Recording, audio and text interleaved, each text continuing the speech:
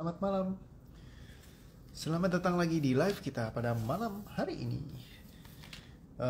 Kemarin abis Zoom meeting, question and answer, dan lumayan seru, ada 80-an orang yang ikut dan ya lumayan menarik ya, banyak tema yang kita bahas kemarin.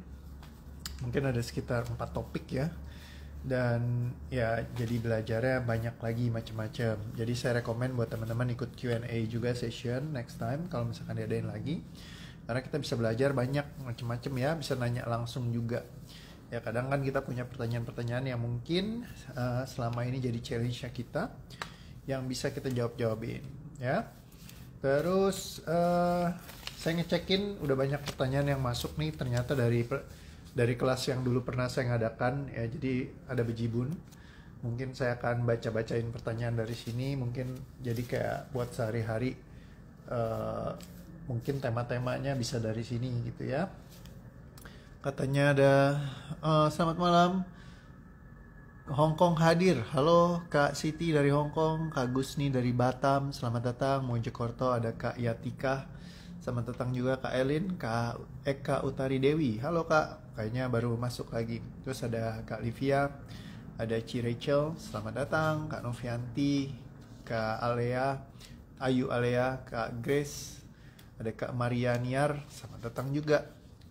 Ada Ci Licu, selamat datang, welcome. So semuanya selamat datang dan mampir. Ya saya akan ngebacain. Banyak yang say thank you. Terus saya cari yang nanya. Tadi pertanyaan di mana ya? Jangan-jangan saya salah masukin. Kayaknya tadi ada beberapa pertanyaan yang dimasukin. Oke. Nah ini pertanyaannya bagus. Apakah ada solusi untuk melatih fokus? Katanya. Saya sering kali latihan hafalan, tapi saat tes ada yang tiba-tiba lupa. Apakah ada masalah di otak saya? Oke, ini pertanyaannya unik banget ya. Jadi kalau misalkan bicara tentang otak dan mengingat ya teman-teman, sebenarnya kalau pikiran kita, bukan pikiran ya. Jadi kita itu kalau mengingat sesuatu biasa kan lebih mudah secara visual ya, atau kalau saya pribadi auditorinya sangat kuat. Jadi memang ada orang kan beda-beda ya. Ada yang kuat secara visual, ada yang kuat secara auditori, ada juga yang mereka kuat secara mengingat. Biasanya sih satu lagi kinestetik yang ngerasa, tapi kayaknya enggak deh. Jadi secara visual dan auditori, kalau misalkan saya pribadi memang, tapi bukan saya pribadi sih, semua manusia. Kalau saya nonton dari salah satu, saya banyak belajar dari Jim Kwik ya. Jadi Jim Kwik itu salah satu guru untuk memori di dunia yang paling lumayan beken juga. Jadi dia ngajarin gimana caranya supaya kita bisa nginget itu dengan lebih mudah gitu. Jadi dia ngajarin caranya, dan cara-cara tertentu digunakan untuk orang-orang yang juara-juara memori di dunia gitu. Jadi kayak mereka bisa mengingat banyak hal dalam waktu yang sangat singkat.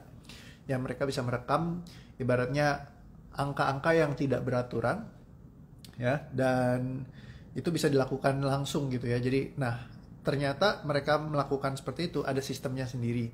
Karena manusia ini, otak kita bekerja secara visual teman-teman. Jadi kita ngelihat sesuatu itu, misalnya gini, kita ingat orangnya mukanya ingat, tapi lupa namanya ya. Jadi misalkan soal nama aja ya, tapi nggak ada istilahnya kita ingat namanya tapi lupa orangnya ya. Jadi selalu kan kita ingat mukanya tapi kita lupa namanya. Nah berarti apa? Secara visual memori kita tuh triggering langsung kita inget gitu. Tapi kalau soal namanya itu kan bentuknya angka-angka atau bentuknya huruf-huruf gitu. Nah itu yang kadang kita nggak hafal. Nah jadi kalau misalkan mengingat, dia kasih beberapa tips ya. Misalkan kalau soal nama ya diulang ya kan. Misalkan kalau ada yang memperkenalkan diri Anda, namanya Caroline misalkan. Oke, halo Caroline, selamat malam Caroline, nama saya Reo. Ya, sebutin namanya berkali-kali gitu ya. Jadi oh ya Ci Caroline, terima kasih. Jadi kayak sering-sering dipakai. Ketika sering-sering digunakan namanya akan lebih mudah untuk menghafal. Ya, dan kalau misalkan biasanya dikasih yang namanya jembatan keledai. Ya, ada tekniknya sendiri, Anda bisa belajarin. Ya, kalau misalkan buku yang saya rekomendasikan untuk belajar mengingat, kalau di versi Indonesia mungkin ada yang namanya SGM ya, Super Great Memory. Itu ditulis sama, aduh saya lupa namanya penulisnya. Nah itu juga bagus. Ya, terus pakai metode Loci ya yang umum dipakai, LOCI. Ya, Loci itu kayak sistem laci pikiran, juga ada yang menyebutnya seperti itu. Tapi saya nggak pernah ngecek sih yang laci pikiran ya. Cuman Loci itu memang konsepnya kayak gitu. Jadi kayak kita bikin memory bank. Jadi kayak tempat kita mengingat. Ya kayak mengingat dari tempat-tempat placement di masa lalu gitu ya. Jadi misalkan kita tuh selalu ingat kayak hal-hal yang memorable. Misalnya gini, Anda mungkin dulu ingat sekolah Anda waktu Anda masih kecil. Ya walaupun udah lama banget nih Anda udah nggak kesana lagi. Tapi bentuk sekolah itu di benak Anda tuh Anda masih tahu dan Anda bisa telusurin dari mulai pintu masuk sekolahan yang dijagain Bapak Satpam, ya ibaratnya masuk gitu ya, sampai setiap ruang-ruang yang dipakai sama gurunya gitu ya. Ruang kantor guru di sebelah mana? Ruang hukuman di mana? Kan? Ruang kamar mandinya di mana? Walaupun secara struktural mungkin ketika Anda datang lagi sudah berubah, tapi yang memori Anda di kepala Anda masih Anda ingat yang di masa lalu. Ya, itulah hebatnya memori kita yang sudah diulang-ulang berkali-kali. Kita memorize something itu kayak lebih kuat lagi. Jadi kalau misalkan Anda sudah dulu kan bolak-balik ya di sekolahan terus-menerus di tempat yang sama. Atau rumah Anda tinggal di masa kecil ketika Anda kecil. Kalau saya ingat misalkan rumah saya waktu masa kecil, saya waktu masih tinggal di gang ya, gangnya kecil banget, sempit gitu ya, rumahnya kecil gitu di situ. Nah, saya masih ingat tuh bentuk rumahnya, masuknya di dalam seperti apa, kamar mandinya seperti apa, di atas seperti apa, kayak gitu. Begitu juga ketika saya masih ingat posisi rumah nenek saya ketika saya pernah tinggal di sana selama 3 tahun. Ya, itu memorize banget di sini. Dan sekolah saya di tiap kota yang saya pernah pergi. Termasuk kampus tempat saya waktu itu sekolah gitu ya. Nah, jadi kita masih ingat itu semua, itu jadi placement tempat kita naruh-naruh ingatan memori kita satu persatu. Dan kalau misalkan Anda latih itu sistemnya Loci ini, Anda bisa mengingat bahkan kalau saya waktu saya bikin itu sekitar 50-an slot ya. Jadi 50-an slot itu yang bisa dipakai secara aktif. Jadi misalkan Anda sebutkan saya 50 benda ya, saya bisa input di slot-slot tersebut, dan ketika Anda minta recall lagi, saya bisa sebutkan dari langsung di titik-titik yang memang istilahnya secara terbalik saya bisa urutkan, secara loncat-loncat saya bisa kasih tahu muncul di mana, titik mana Anda minta. Misalkan angka nomor 36 apa, misalkan angka nomor di 6 berapa, angka di nomor 5 berapa. Nah, saya bisa sebutkan semuanya karena apa? Memang sudah disistemkan. Nah, jadi untuk kita memorizing, itu ada sistemnya dan caranya. Kalau kita ngerti caranya, itu kita belajar satu kali, kita bisa pakai secara terus-menerus. Dan ini hal yang sebenarnya skill yang perlu diajarkan kepada anak-anak. Karena apa? Semua sistem kita di sekolahan adalah sistem mengingat. Kalau misalkan diajarkan cara mengingatnya, bagaimana secara sistematis bisa mengingat yang digunakan oleh para ahli-ahli mengingat di dunia, nah itu akan membantu sekali untuk Anda bisa memorizing something ya, atau mengingat sesuatu. Nah jadi saya rekomendasikan untuk Anda bisa belajar gitu, atau Anda cari di Google atau di Yahoo, itu sangat banyak ya, di YouTube ya, cara-cara untuk mengingat ya. Jadi kalau misalkan memory system, cari aja ya. Nah itu mungkin ada banyak sistem-sistem memori yang ada di sana, dan di situ biasanya harganya bukan harganya, mungkin nggak bayar ya kalau Anda mau belajar kayak gitu ya. Jadi bisa tinggal ngikut dari sana aja. Oke. Sekarang enaknya ya gitu, informasi sudah sangat terbuka, jadi kita bisa belajar sama siapa lagi aja, terserah gitu ya. Nggak perlu kita pusing-pusingan ya nyari apa segala macam, tinggal di Google ataupun lewat YouTube aja. Jadi kalau misalkan ingat ya, jadi tinggal cari cara seperti itu. Oke ya, sangat-sangat mudah. Jadi saya rekomendasikan untuk Anda bisa cari di Google kalau misalkan Anda mau belajar mengingat ya, ada banyak sistem yang bagus. Apakah perlu diterapi? Bagaimana caranya diterapi supaya jika fokus tiba-tiba pecah atau buyar? Jadi sebenarnya yang biasanya saya akan terapi adalah kalau Anda merasa kalau pecah fokus itu sebagai sesuatu hal yang negatif. Nah itu jadi merasa kalau misalkan nggak bisa fokus, seolah-olah kita jadi orang-orang yang bermasalah. Misalnya contoh kayak saya dulu, saya didiagnosa anak yang sulit fokus ketika saya kecil, masuk kategori ADHD ya. ADHD itu attention deficit hyperactivity disorder. Jadi sebuah permasalahan ketika seseorang tidak bisa fokus. Ya, jadi ketika nggak bisa fokus itu selalu kayak pikiran itu lari-lari kemana-mana gitu ya. Ini kok anak IC pada sibuk sendiri ya. Halo, besok gantiin saya deh bawain acara. Ya, kayaknya seru sendiri gitu ngobrol-ngobrol. Oke.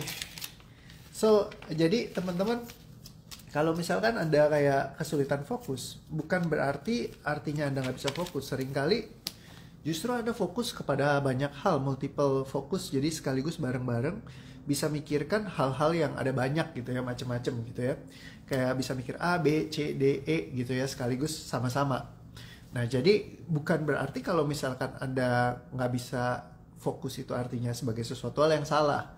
Jadi nomor satu yang perlu dibuang adalah seperti itu, bahwa kalau misalkan kita nganggap kalau misalnya nggak bisa fokus itu salah. Ya, karena kalau misalkan kita nggak bisa fokus bukan berarti kita nggak bisa berkarya, nggak bisa mencipta. Kan banyak orang yang bilang kalau nggak bisa fokus nanti mungkin ya nilai ulangannya jelek lah, atau jadi anak yang nggak bener lah, nggak bagus lah, bermasalah lah, nggak bisa dikendalikan lah, nggak bisa dikontrol lah.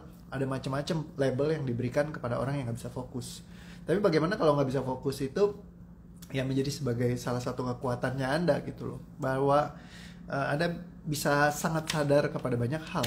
Ya, kadang pikiran kemana-mana itu berarti kita lagi bisa capturing kemana-mana juga gitu ya. Jadi misalnya mikirin ini, mikirin ini, mikirin ini, mikirin ini, mikirin ini, mikirin ini. Jadi kita bisa punya yang namanya multifokus. Multifokus sebagai sesuatu hal yang bagus juga gitu ya. Yang mungkin orang lain kalau mau bisa multifokus itu sangat sulit, karena kebanyakan orang mereka hanya bisa mengerjakan satu hal di satu waktu. Tapi ketika kita bisa multifokus, kita bisa mengerjakan banyak hal dalam satu waktu gitu ya. Jadi kayak terus sambil mikirin ini A, B, C, D, E, kita bisa mikirin bareng-bareng sekaligus gitu ya. Sambil ngerjain A, tapi sambil mikirin C, sambil mikirin D, dan bisa diselesaikan semuanya barengan. Ya, bukan berarti mikir itu terus kita jadi kayak nggak kelar juga ya. Jadi bisa jadi kita kerjakan semuanya barengan gitu ya. Jadi kayak biar anak saya denger. Yes, kayak contohnya kalau kita seneng main game ya. Kalau saya pribadi kan dari kecil saya suka main game. Kalau gamers itu kita harus bisa ngelihat langsung secara gambaran besar. Dari sini misalkan kita lagi mau nyerbu ke depan, terus di samping sini ternyata markasnya udah mau diserang lagi. Di bagian sini kita harus ngebangun resource-nya, di bagian sana kita mesti ngebagi, ya kan? Pemikiran kita gitu. Makanya anak-anak kecil zaman sekarang mereka itu sangat terlatih untuk bisa berpikir itu sebenarnya kayak berpikir jauh ke depan gitu ya. Kalau kita mungkin baru mikir cuma di depan doang di sini, anak-anak tuh bisa mikir sampai ke sana sini gitu loh. Karena apa? Dia multifokus, dia harus merhatiin tuh semua. Apalagi kalau main game ya, ibaratnya apalagi yang kayak game strategi gitu. Karena satu mau diserang, yang lain harus dijagain, terus kita harus mikirin beberapa langkah ke depan. Bayangin kayak misalkan main catur gitu ya. Orang mungkin kita cuma mikir satu langkah, dua langkah gitu. Tapi kalau mereka udah menyebar pemikirannya. Kalau ini maju ke sini, kemana ini bakal berlari. Kalau saya melangkahin ke sini, kemana ini bakal berlari. Kalau saya langkahin ke situ, kemana ini berlari. Langsung udah kayak ngitung sendiri. Dan langkah apa yang bakal musuh ambil gitu. Itu semuanya langsung dihitungin semuanya gitu. Jadi kadang-kadang kita ngerasa bahwa oh, saya harus fokus satu. Enggak juga, justru bisa jadi multifokus itu sebagai seseorang yang punya apa ya, kayak banyak bisa ngelihat dari berbagai titik yang berkontribusi atas kehidupan kita juga. Kita jadi bisa menyelesaikan banyak hal ya. Jadi kalau misalkan kadang di label kayak nggak bisa fokus nih gitu, cuma gara-gara gitu, bukan yang nggak bisa fokus, emang kita udah terbiasa untuk ngelihat banyak fokus, bisa jadi seperti itu ya. Kalau lagi balas chat tiba-tiba ditanya sesuatu, saya jawabnya habis selesai chat, itu normal nggak kok? Itu berarti Anda lagi fokus sama satu hal. Ya itu kan, nah itu yang saya bilang ya. Jadi kayak nggak bisa sambil merhatiin yang lain. Kalau saya kadang sambil ngechat ya kan, ditanyain, saya masih bisa ngerespons, oke bentar ya gini. Sambil ini juga saya lagi ngetik gitu. Tapi ada di momen ketika saya harus sambil mikir ngejawabnya. Ketika diajak ngomong, ya saya oke, sebentar ya gitu. Jadi kayak nge-break gitu untuk memang sesuatu yang saya nggak bisa. Jadi ada momen saya yang perlu sambil mikir kayak multiple ya. Misalkan contoh ya, kalau kita sering latih, Anda multifokus itu kayak Anda aware sepenuhnya, sadar ketika kita lagi berkendara misalnya nyetir mobil. Ya nyetir mobil saya harus mikirin apa, ya kan, ketika belok saya mesti nyalain handle-nya, saya mesti setirin, saya mesti perhatiin kanan kiri apa segala macam, ada mobil atau enggak, ada motor atau enggak yang mulai ngedeket, mepet, ada lampu merah atau tidak, ya kan, jalan lane-nya yang mana yang harus saya ambil, kecepatan mobil saya injak berapa harus saya iniin, kalau misalkan ada kopling saya harus mikirin juga bagaimana shifting koplingnya, kapan diinjak kapan enggak, dan semuanya udah bergerak secara otomatis, ya. Dan ya bisa saya lakukan sambil main handphone misalkan. Kalau misalkan mau ya. Ya cuman apa ya, yang nggak perlu dilakukan ya, karena itu malah membahayakan, ya udah simpen. Cuma bisa sambil ngobrol sebelah, ya kan, sambil nggak pusing. Nah ambil kalau pernah sambil masak sambil nyuci ya, gosok gigi sambil di toilet sambil BHB. Enggak ya. Jadi bisa istilahnya fokus sama banyak hal gitu ya, jadi kayak barengan, seru-seruan sama-sama. Nah jadi jangan kita nge-label kalau misalkan kita nggak bisa fokus itu artinya sebagai sesuatu yang salah kayak gitu ya. Tapi bukan berarti Anda juga ya udah semuanya saya lakukan dengan tidak fokus. Nomor satu adalah yang paling penting untuk dilakukan ketika Anda lagi misalkan ketemu orang lain. Itu Anda perlu untuk hadir sepenuhnya buat mereka.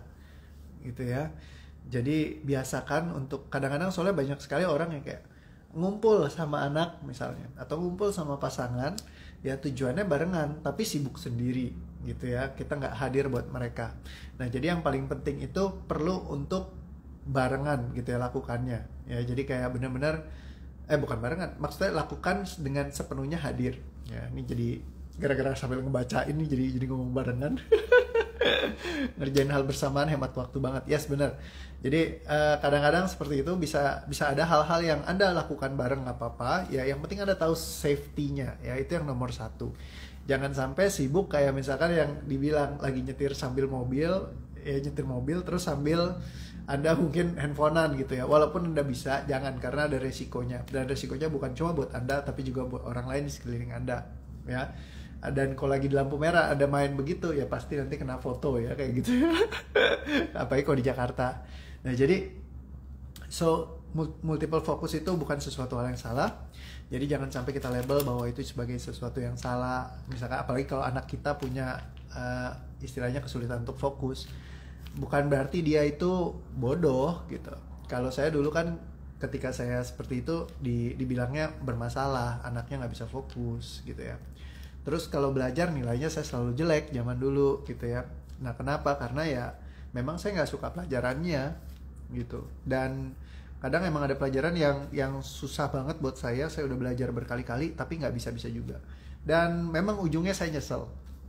Karena kenapa saya nggak suka sama pelajaran itu. Coba kalau dulu saya seneng, mungkin kayak sekarang hidup saya akan lebih mudah gitu. Tapi karena dulu kayaknya susah ya, jadi nggak bisa diakuisisi gitu. Dan sekarang karena basicnya kurang, ketika mau naik di atasnya tuh agak sulit gitu. Tapi semenjak saya udah ngerti, oh begini ya, akhirnya saya banyak jadi harus belajar lagi sesuatu yang baru, bahwa ternyata itu penting. Misalnya kalau soal bicara tentang hitung-hitungan, saya dulu benci banget matematika, karena setiap kali belajar matematika tuh nilai saya selalu jelek gitu. Tapi ternyata makin ke belakang saya makin menyadari bahwa matematika atau hitungan adalah sesuatu hal yang penting banget dalam kehidupan kalau kita bisa lakukan. Saya ngelihat fisika kimia dulu bukan sebagai sesuatu hal yang menarik, tapi ketika saya dewasa saya ngelihat itu sebagai sesuatu hal yang kayak seksi banget gitu, kayaknya serunya luar biasa gitu. Nah jadi ada keinginan juga kadang-kadang untuk mempelajari hal itu, tapi karena basicnya butuh panjang juga buat belajar, ya mungkin sekarang udah nggak bisa diakuisisi lagi. Tapi ya intinya proses ya yang kita lewatin dalam kehidupan itu. Bisa jadi kita ngadepin kadang hal-hal yang kita nggak tahu bahwa suatu saat nanti kedepannya akan menjadi penting. Nah dasar-dasar yang kita dapatkan di sekolahan ya, kayak fondasi-fondasi itu ya tentu akan bantu kita untuk kedepannya lebih mudah mengerti, memahami banyak hal. Jadi buat saya pribadi, saya bersyukur walaupun di sekolah saya nggak naik kelas berkali-kali, tapi saya bisa belajar banyak di sana ya, terutama tentang apa ya, belajar untuk tertib, mengasihi orang lain ya, menghormati, belajar antri ya, hal-hal yang sederhana kadang-kadang ya kan, yang kayak gitu yang justru penting.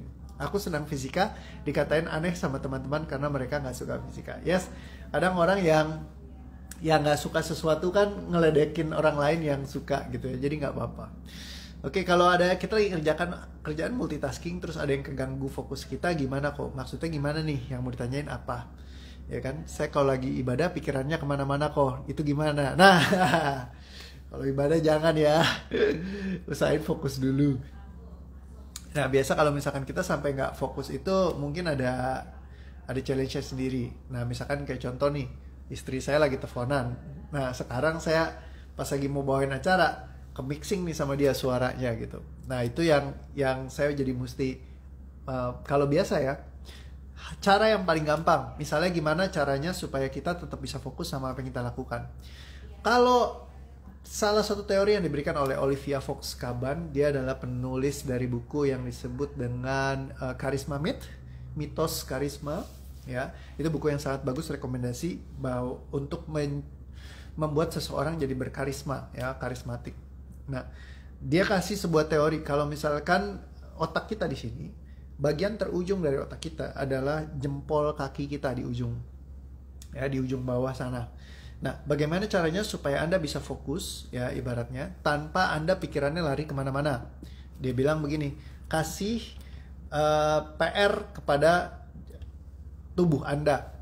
Jadi Anda cukup rasain jempol Anda nempel sama lantai. Jadi tempel jempol Anda di lantai, kayak gitu, jempol kaki Anda. Terus cukup ditangkringin aja di situ gitu ya, ditangkringin. Nah, ketika Anda tangkringin di situ, apa yang terjadi? Sinyal dari tubuh otak Anda, dia kayak ada PR buat apa? Ngerasain turun ke bawah sampai ke ujung kaki sana. Habis itu balik lagi ke atas, naik lagi. Nah, ini tugas yang cukup lumayan untuk mempertahankan Anda bisa fokus. Jadi kalau misalkan lagi ibadah, Anda kesulitan untuk fokusnya, caranya gimana? Taruh jempol kakinya di lantai, ingetin aja itu lagi nempel di sana. Atau sekedar satukan kedua jempol Anda gitu ya, jempol kaki sama jari tengahnya. Berarti jari apa ya dibilangnya? Jadi begini nih, jari telunjuk ya. Kalau di kaki nggak ada telunjuknya gak sih? Ya, jadi ditempelin kayak gitu. Ketika ditempelin ya, tanpa Anda sadari dia kayak langsung Anda tuh aware fully sama apa yang Anda lakukan. Jadi cukup dia nempelin aja. Jadi bukannya ditekan ya, nggak usah ditekan. Cukup ditempelin aja, jarinya nempel dua atau kakinya nempel di lantai.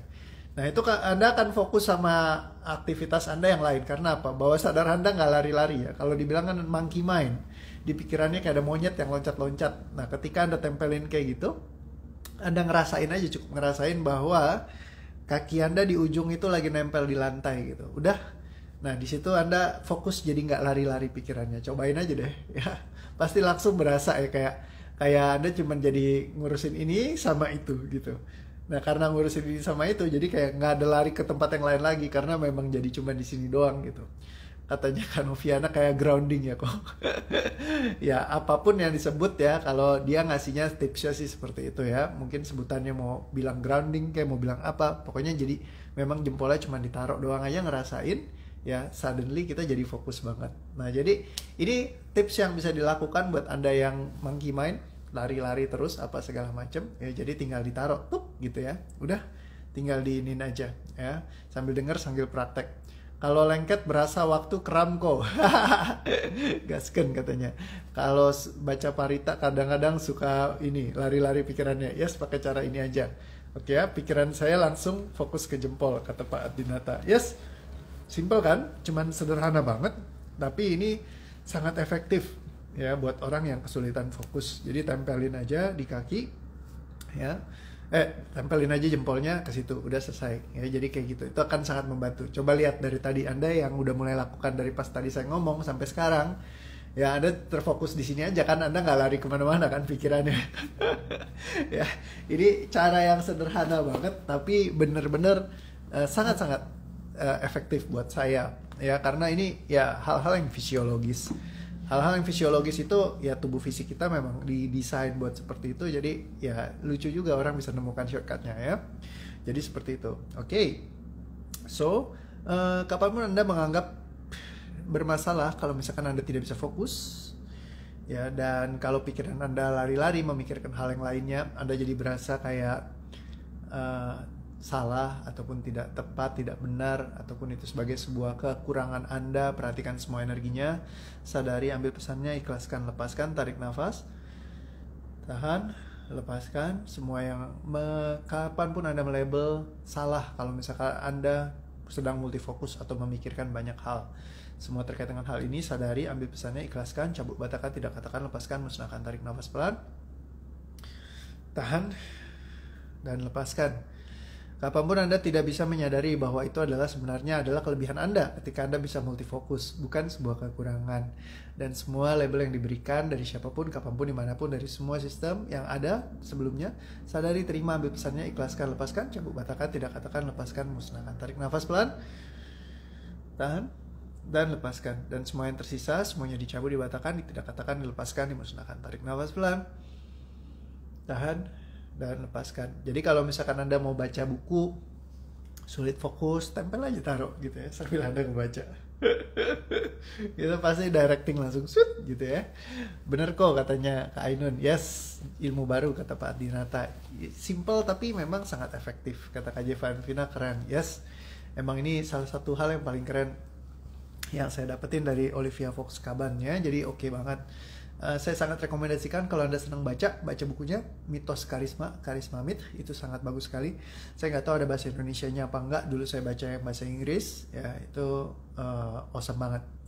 Oke, so hopefully itu bisa nambahin satu tools lagi yang bisa Anda ajarkan kepada anak-anak Anda mungkin buat supaya mereka bisa lebih fokus ya, jadi biar seru-seruan ya. Ilmu baru kok, makasih Kece Badai. Aku susah fokus sekarang. Kapanpun Anda merasa bahwa Anda susah fokus, siapapun yang mengajarkannya kepada Anda, sadari, cabut batakan, tidak katakan, lepaskan, musnahkan semua labelnya. Tarik nafas, tahan, dan lepaskan. Oke, simple kan? Tapi coba dicek, bener-bener dari tadi kan fokus kan? Nggak lari-lari lo pikirannya, bener ya? Yes, sederhana tapi sangat praktikal. Terima kasih semuanya, sampai ketemu lagi di video besok ya, kita seru-seruan lagi sama-sama. Thank you ya, see you again, bye bye. Yes, love you all.